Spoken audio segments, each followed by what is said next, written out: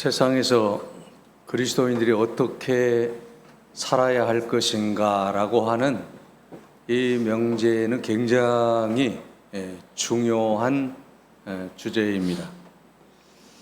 예수님께서는 그리스도인들에게 삶의 진수를 두 가지로 보여주시고 계시는데, 하나는 오늘 본문을 중심으로 하는 마태복음 5장에서 7장에 이르는 산상수훈을 통해서 예수님이 말씀해 주신 것이고, 다음은 십자가입니다.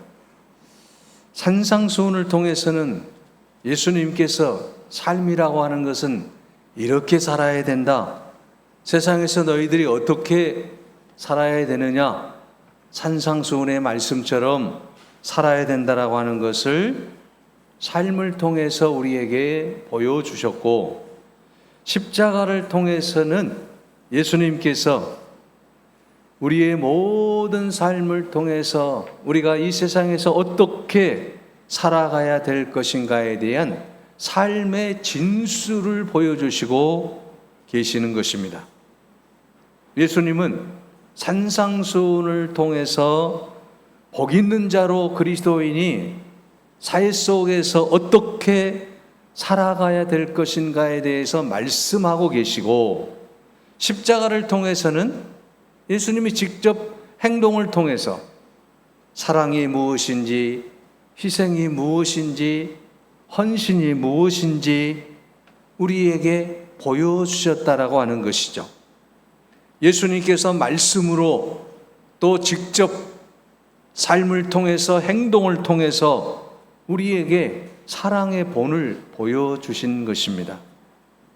그렇다고 한다면 여러분, 우리는 세상에서 어떤 모습을 보여줘야 되겠습니까? 오늘 주님께서 우리에게 말씀하시는 것은 무엇입니까? 빛과 소금과 같은 모습을 보여줘야 된다라는 말씀입니다. 유명한 신학자이자 설교가인 존 스토트 목사님이 이런 말을 했습니다. 고기가 상하기 시작할 때에 고기를 탓하지 마라. 고기가 무슨 죄가 있습니까?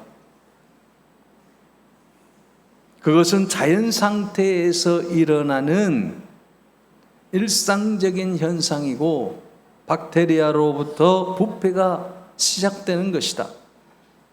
그때 정말 우리가 물어야 될 것은 뭐냐? 그것은 소금이 어디 있느냐라고 물어야 된다라고 하는 거예요. 밤이 어두워지면 밤을 탓하지 말라. 해가 지면 자연스러운 현상 아니냐? 그때 질문은 등이 어디에 있는가를 묻는 것이다. 사회가 부패하고 타락하고 약해져 갈 때 사회를 탓할 필요가 없다는 것입니다. 왜 이렇게 죄악이 많은 세상이냐라고 탄식할 필요가 없다라고 하는 것입니다. 그것은 타락한 죄인들이 살아가는 이 세상은 당연한 것 아니냐라고 하는 거죠. 죄 많은 사람들이 살아가는 이 세상은 죄가 많을 수밖에 없는 것 아니냐라고 하는 거예요. 그때 필요한 질문은 무엇입니까? 그리스도인들은 어디에 있느냐라는 질문이에요. 그리스도인들이 어디에 있느냐? 여러분, 이 땅의 빛과 소금의 역할을 감당할 그리스도인들이 어디에 있느냐라고 물어야 된다라고 하는 거예요. 세상을 탓하지 말라라고 하는 거예요. 제약된 세상을 탓할 이유가 없다라고 하는 것입니다. 여기에 그리스도인이 어디에 있느냐를 발견해 보라는 겁니다.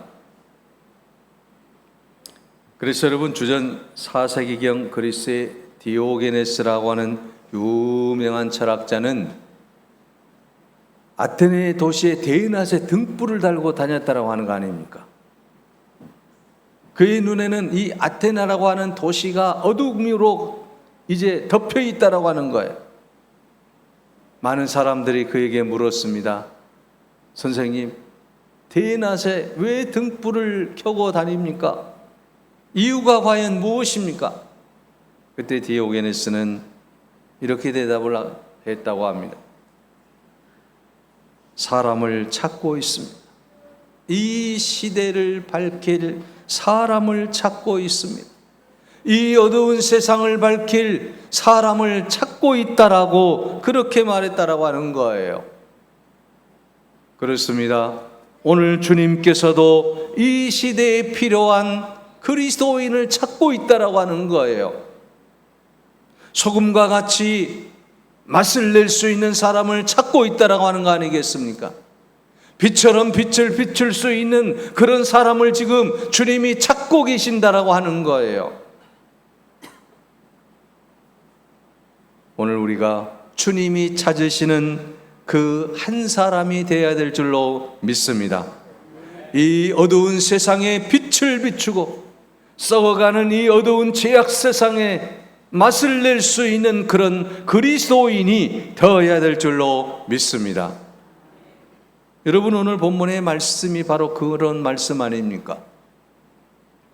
소금과 빛인 그리스도인을 찾고 계시는 예수님을 본문에서 볼 수가 있습니다. 예수님께서 산상수훈을 통해서 오늘 본문을 통해서 우리에게 뭐라고 말씀하고 있습니까? 너희가 세상의 소금이다라고 하는 거예요. 13절 말씀에 보면 너희는 세상의 소금이니라고 말씀하고 있습니다. 여러분, 여기서 중요한 것은 우리가 소금은 소금인데 그냥 소금이 아니라고 하는 거예요. 너희는 세상의 소금이라고 하는 겁니다.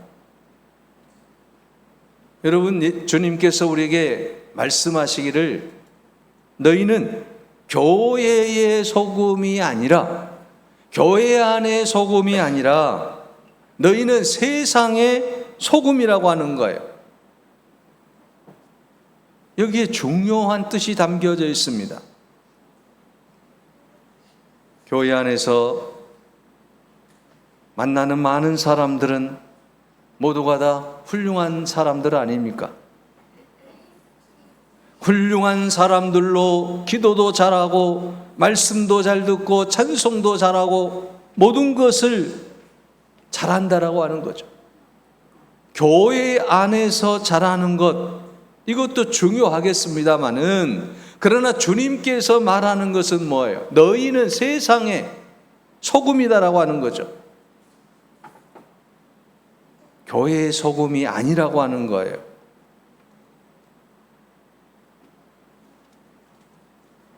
무엇을 말씀하고 있습니까? 교회 안에서는 소금처럼 멋진데 왜 세상에서는 소금처럼 살지 못하느냐라고 하는 거예요. 그래서 교회 안에는 소금이 가득가득 쌓여 있다라고 하는 거죠. 이 소금이 세상에서 제 역할을 해야 된다라고 하는 것 아니겠습니까? 주님이 말씀하시는 것은 너희는 교회의 소금이 아니라 세상의 소금이 되어야 된다라고 하는 거예요. 주님께서 우리에게 이 소금의 사명을 감당할 것을 오늘 본문에서 말씀하고 있습니다.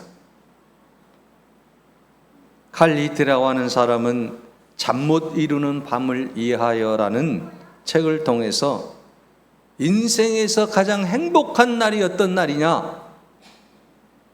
인생에서 가장 행복한 날은 자신에게 주어진 사명을 발견하는 날이다라고 말하고 있습니다.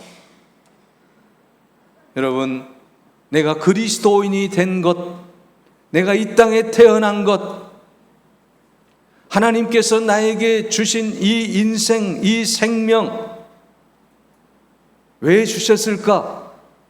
이 사명을 깨닫는 것이 가장 행복한 삶이라고 하는 겁니다.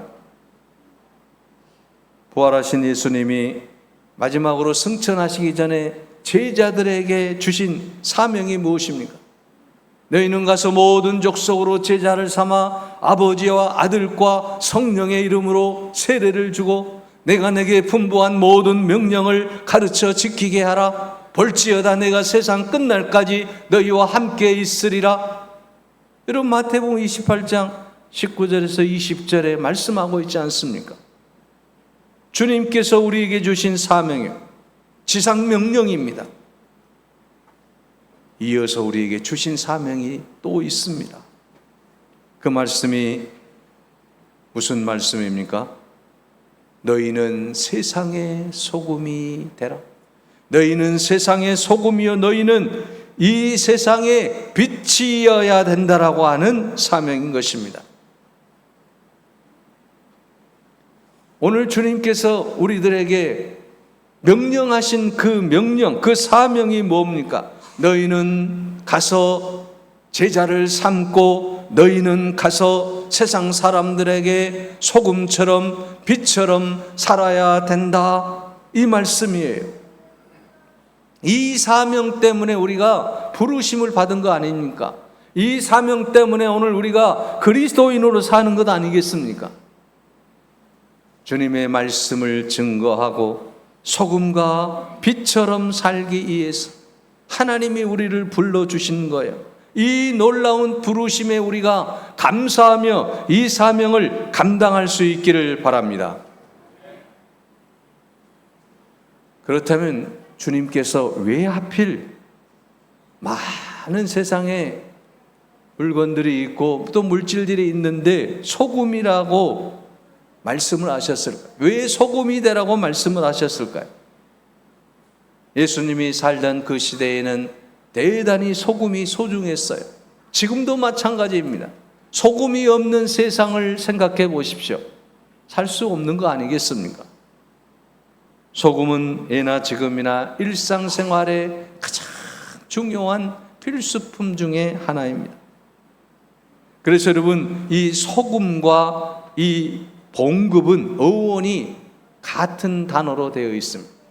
이 솔트와 이 셀러리라고 하는 말, 어원이 같아요. 다시 말하면 이 소금과 그리고 봉급이 어원이 같다라고 하는 것은 소금은 돈과 같이 귀하다라고 하는 거예요. 여러분, 성경에 보면 소금은 제사를 드릴 때 사용했습니다. 하나님 앞에 제사를 드릴 때 특별히 곡식 가루를 빻아서 하나님께 올려드리는 소제를 드릴 때에 반드시 소금을 칠하고 레위기 2장 13절에 말씀하고 있습니다. 여러분, 소금은 썩는 것을 방지하지 않습니까? 또 여러분, 이 소금은 하나님 앞에 변하지 않는 언약의 맹세를 뜻하고 있어요. 소금은 부정하고 더럽혀진 땅을 정결케 하는데 사용이 또한 되었습니다. 상처를 소독하고 치료하는 데도 사용을 했습니다. 이처럼 소금은 예나 지금이나 일상생활에서 아주 소중한 필수품이라고 하는 것이죠. 그래서 예수님께서 이렇게 이 세상에서 가장 소중한 소금을 들어서 말씀하고 계신 거예요. 너희는 세상의 소금이다 라고 말입니다. 오늘 우리는 여러분, 이 세상에서 소금처럼 더러운 것을 깨끗하게 하고 성결하게 할 수 있는 아름다운 삶을 살아가야 될 줄로 믿습니다. 세상의 아픈 상처와 고통을 치유하게 싸매주는 그러한 아름다운 삶이 우리 가운데 펼쳐져야 될 줄로 믿습니다. 만약 우리가 이 사명을 감당하지 못한다면 결국은 하나님의 심판을 자초할 수밖에 없다는 것입니다. 그래서 여러분, 오늘 본문의 말씀 13절에 너희는 세상의 소금이니 소금이 만일 그 맛을 잃으면 무엇으로 짜게 하리요? 후에는 아무 쓸데없어 다만 밖에 버리워 사람에게 밟힐 뿐이니라고 말씀하고 있습니다.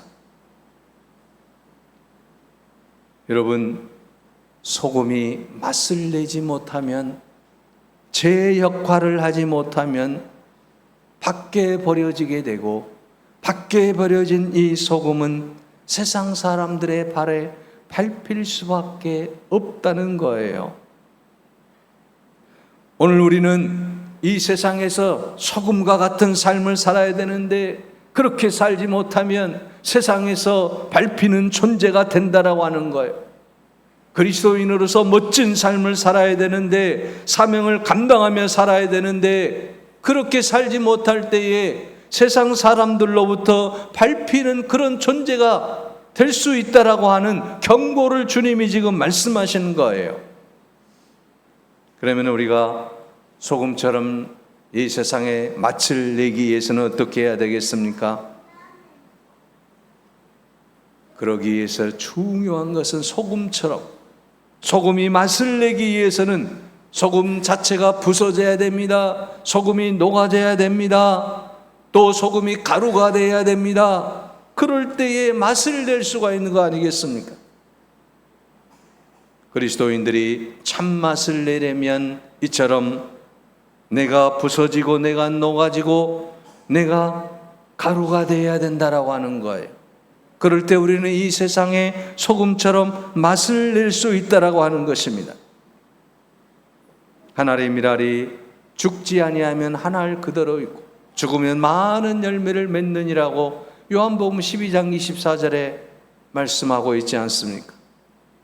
여러분, 죽고 썩고 녹고 희생해야만이 역사가 일어난다라고 하는 거예요.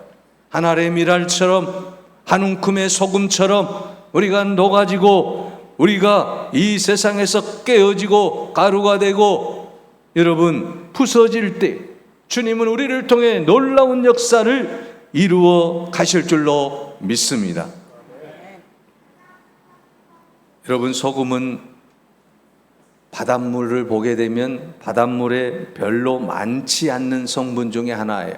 많은 성분들이 있는데 이 바닷물에서 소금이 차지하는 비중은 3% 정도 된다고 합니다. 이 소금을 넣기 위해서 97%의 물을 증발시키는 거예요. 여러분, 염전에 가보시면 아시겠지만 쨍쨍 내려쬐이는 햇볕에서 이 바닷물을 다 말려야 돼요. 그래야만이 휘황찬란한 반짝반짝 빛나는 소금이 생성되는 것 아니겠습니까? 97%의 물을 증발시킬 때에만이 이 아름다운 소금이 생성된다라고 하는 것이죠.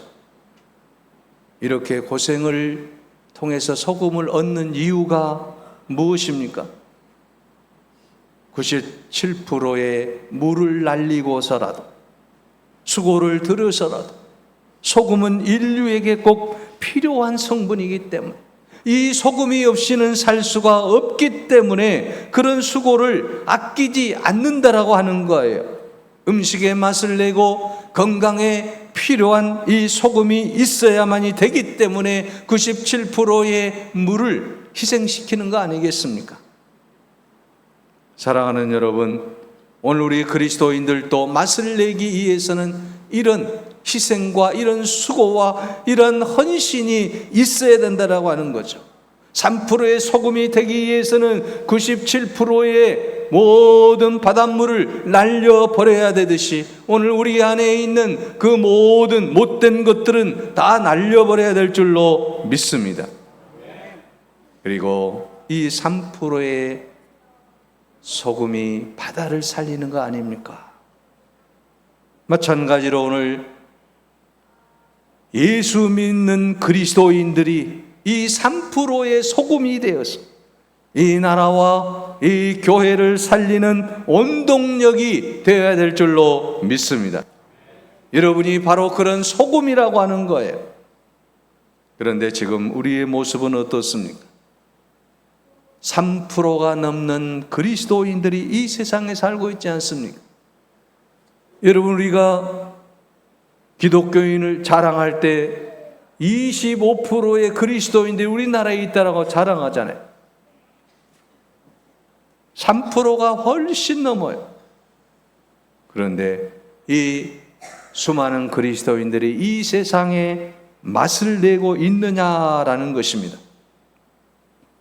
오늘 여러분, 맛을 내지 못하면 밟힐 뿐이니라고 말씀하신 주님의 말씀에 귀를 기울이며 살아야 할 때가 오늘의 시대라고 하는 것입니다.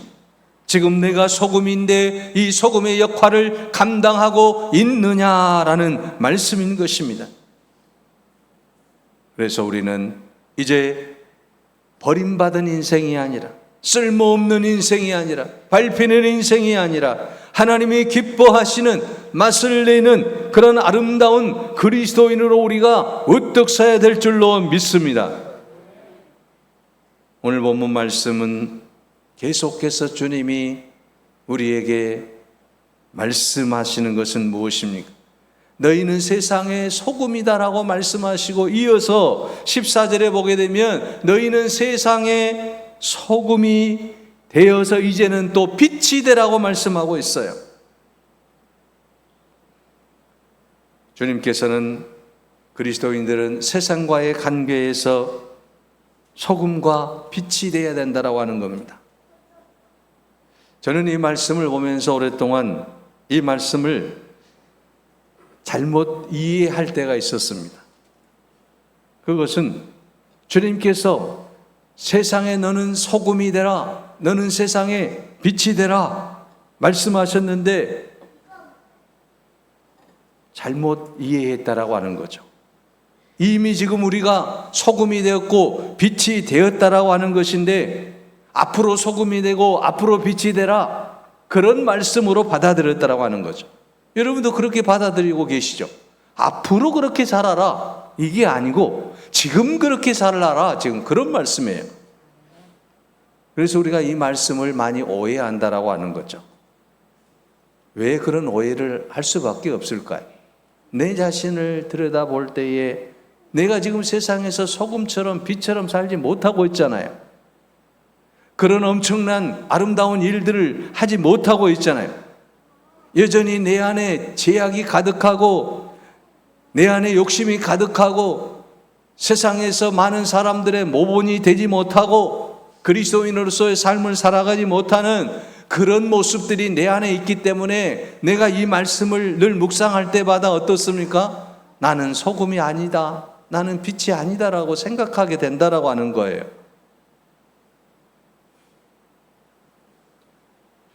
그런데 주님은 우리에게 너희는 세상의 소금이다, 너희는 세상의 빛이다라고 말씀하시는 거예요. 여기에 대해서 우리가 한번 깊이 생각해 보자라고 하는 거죠.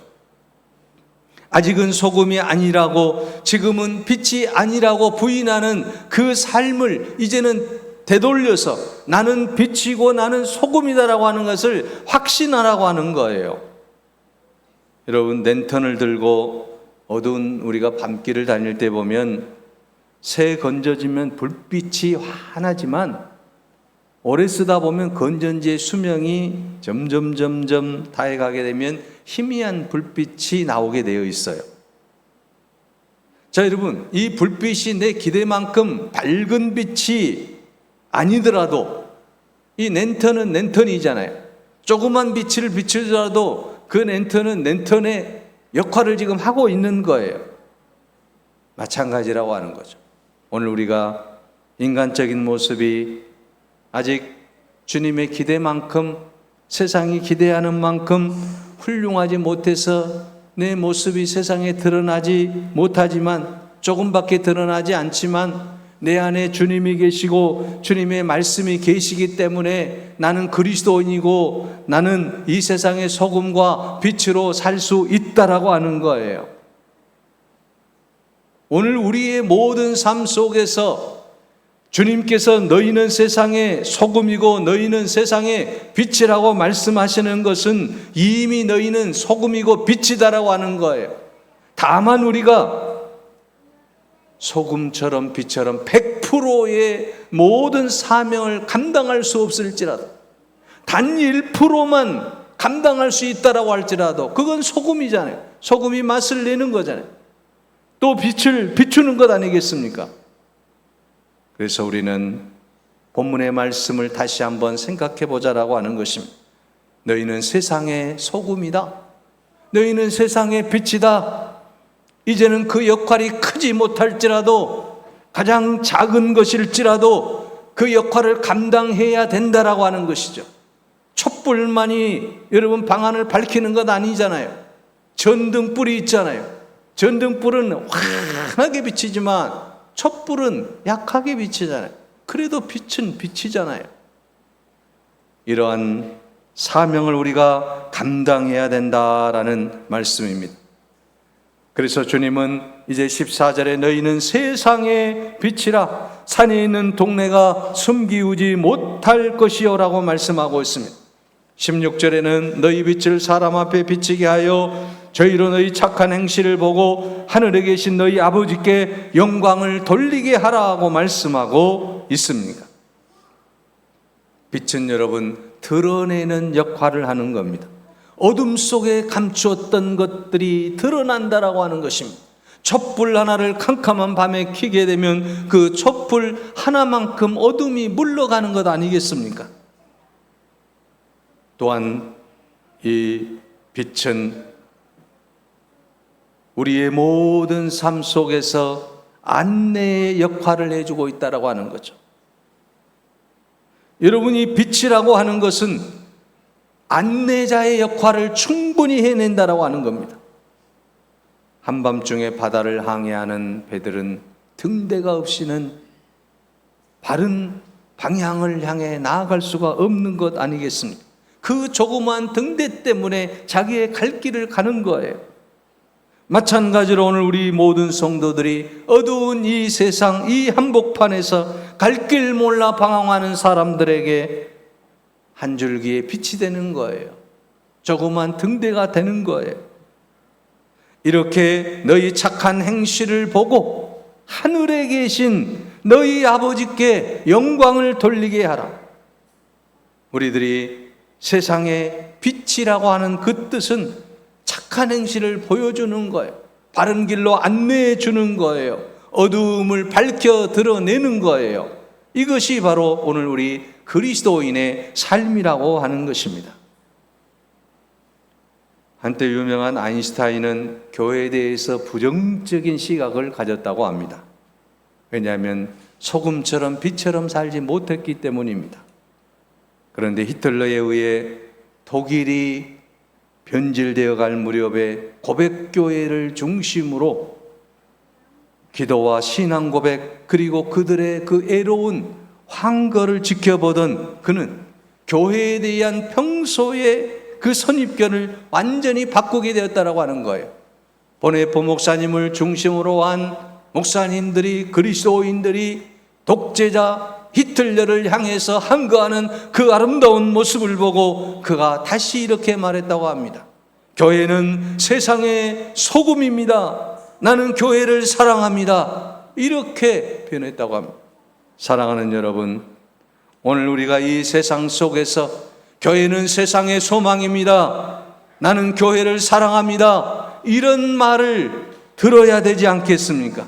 여러분들이 주님의 말씀대로 세상의 소금처럼 빛처럼 살아갈 때 세상 모든 사람들은 교회가 세상의 소망입니다. 나는 그리스도인을 사랑합니다. 나도 그리스도인이 되겠습니다. 이런 고백을 하게 될 줄로 믿습니다. 너희는 세상의 소금이요 너희는 세상의 빛이라 말씀하신 주님 말씀 기억하며 소금처럼 빛처럼 사는 여러분이 되시기를 간절히 바랍니다. 기도하겠습니다. 사랑의 하나님, 빛처럼 소금처럼 살라 말했지만 저희들은 세상의 소금과 빛처럼 살지 못했던 어리석은 삶을 살았습니다.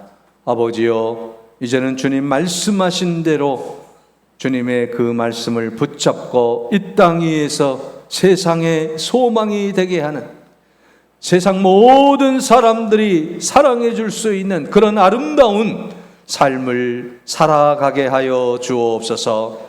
늘 말씀을 붙잡고 그 말씀을 통해서 희미한 불빛이라도 비춰낼 수 있는 아름다운 인생이 되게 하옵소서.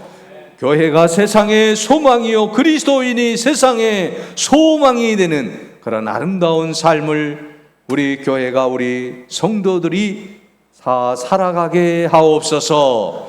예수 그리스도의 이름으로 기도하옵나이다. 아멘.